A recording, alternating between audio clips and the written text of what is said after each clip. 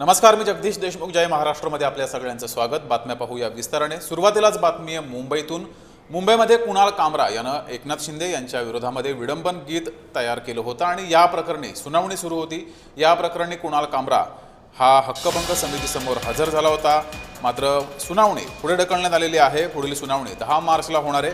ठाकरे गटाच्या नेत्या सुषमा अंधारेही हक्कभंग समितीसमोर हजर झाल्या होत्या. मात्र या प्रकरणाची सुनावणी आता पुढे ढकलण्यात आलेली आहे. 10 मार्चला पुढील सुनावणी होणार आहे. उपमुख्यमंत्री एकनाथ शिंदे यांच्यावरील विडंबन गीत प्रकरणी कुणाल कामरा हक्कभंग समिती समोर हजर झाला होता. मात्र ही सुनावणी आता पुढे ढकलण्यात आलेली आहे. 10 मार्चला सुनावणी होणार आहे. सुषमा अंधारे यांना सुद्धा हक्कभंग समितीसमोर हजर राहण्याचे आदेश होते.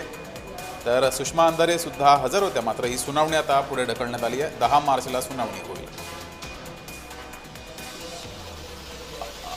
अधिक माहिती घेऊया. आपले प्रतिनिधी जय पवार आपल्या सोबत जोडलेले आहेत. जय, या सुनावणीसाठी कुणाल कामरा उपस्थित होता. मात्र सुनावणी पुढे ढकलण्यात आलेली आहे. नेमकं काय कारण आहे सुनावणी पुढे ढकलण्याचं?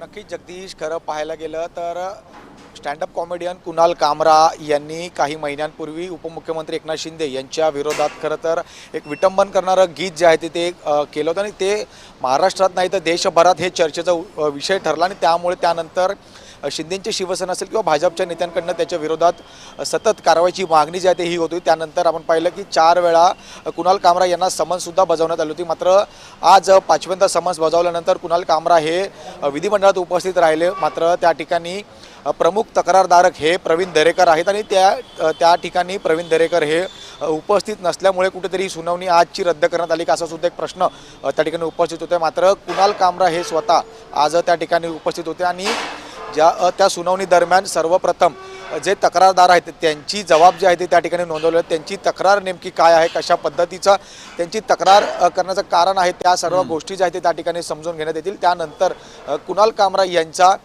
जबाब जो आहे तो नोंदवलेला आहे. त्यामुळे आज कुणाल कामरा हे उपस्थित होते. मात्र त्यांनी स्वतःसुद्धा सांगितलं आहे की काही कारणामुळे त्या ठिकाणी सुनावणी जी आहे ती रद्द करण्यात आली आणि त्यामुळे पुढची सुनावणी ही 10 तारखेला दुपारी 4 वाजता ठेवण्यात आली. त्यामुळे त्या ठिकाणी कुणाल कामरा हे आता पुढच्या सुनावणीच्या दरम्यान उपस्थित राहतील.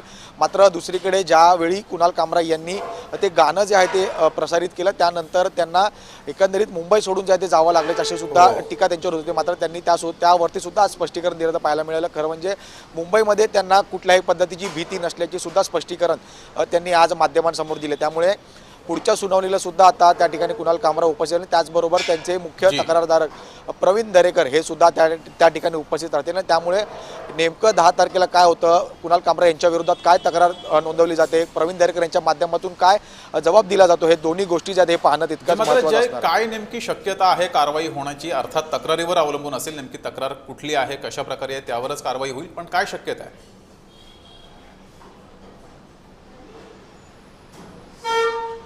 नक्कीच आपण पाहिलं की ज्या अर्थी कुणाल कामरा यांचं गाणं प्रसारित झालं त्यामध्ये एकनाथ शिंदे यांच्या पक्षाला कुठेतरी डिवचण्याचं शब्द त्या गाण्यामध्ये असल्याचं पाहायला मिळालं. त्यामुळे एकनाथ शिंदे यांचे जे काही पदाधिकारी असतील किंवा नेते आहेत यांच्या माध्यमातून आक्रमक भूमिका त्या ठिकाणी घेताना पाहायला मिळेल. कुणाल कामरा यांचं स्टुडिओसुद्धा त्या ठिकाणी तोडफोड केली होती. त्या स्टुडिओमध्ये मात्र त्या ठिकाणी कुणाल कामरा हे मुंबईत नसल्या कारणामुळे अनेक वेळा कुणाल कामरा यांच्या म्हणजे यांना सुद्धा धमकीचे कॉलसुद्धा आता मुंबईतून देताना पाहायला मिळाले. त्यामुळे त्यानंतर अधिकृतरित्या कारवाई करण्यासाठी आता प्रवीण दरेकर यांनी त्यामध्ये मध्यस्थी केल्याने प्रवीण दरेकर यांनी प्रमुख तक्रारदार म्हणून त्यांच्या विरोधात तक्रार जी आहे ती नोंद केली आणि त्यानंतर आज समन्ससाठी ज्या ते कुणाल कामरा आले होते. मात्र यामध्ये अशी शक्यता जे ते वर्तवली जात आहे की हक्कभंग केल्याच्या विरोधात कुठेतरी अटक वॉरंट सुद्धा या ठिकाणी कुणाल कामरा यांच्या विरोधात जारी होतो का हे पाहणं महत्त्वाचं असणार. मात्र दुसरीकडे कुणाल कामरा सुद्धा ठामपणे उभे आहेत की नेमकं प्रवीण दरेकर हे काय तक्रार करतील त्यांना प्रत्युत्तर देण्यासाठी सुद्धा मी समोर उपस्थित आहोत. त्यामुळे ज्यावेळी